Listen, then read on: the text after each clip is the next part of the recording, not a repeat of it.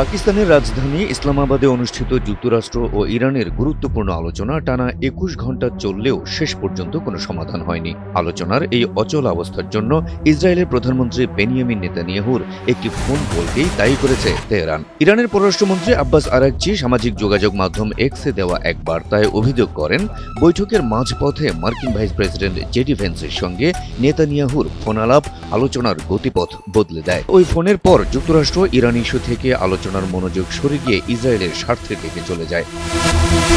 আরেকটি বলেন, পাকিস্তানের মধ্যস্থতায় অনুষ্ঠিত এই আলোচনায় ইরান আন্তরিকতার সঙ্গে অংশ নেয়। একই সঙ্গে তিনি জোর দিয়ে বলেন, ইরান তার জাতীয় স্বার্থ ও সার্বভৌমত্ব রক্ষায় প্রতিশ্রুতিবদ্ধ।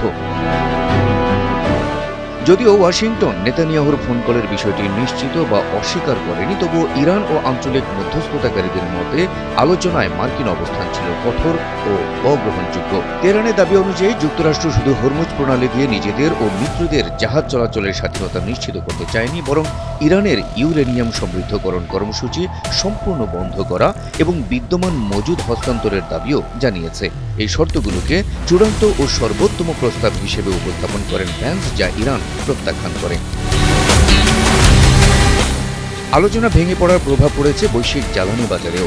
৯ এপ্রিল যুদ্ধবিরতির আগে ব্রেন্ট ক্রুড তেলের দাম ব্যারেল প্রতি $১১৯ বেশি ছিল, যা পরবর্তীতে সাময়িকভাবে কমে প্রায় $৯৫ নেমে আসে। তবে নতুন করে আলোচনা ব্যর্থ হওয়ায় তেলের দামে আবারও ঊর্ধ্বমুখী। বিশ্লেষকদের আশঙ্কা, যুদ্ধবিরতির মেয়াদ শেষ হওয়ার আগেই যদি কোনো সমঝোতা না হয়, তাহলে জ্বালানি বাজারে অস্থিরতা আরও বাড়তে পারে এবং তেলের দাম আবার ৩ অঙ্কে পৌঁছাতে পারে।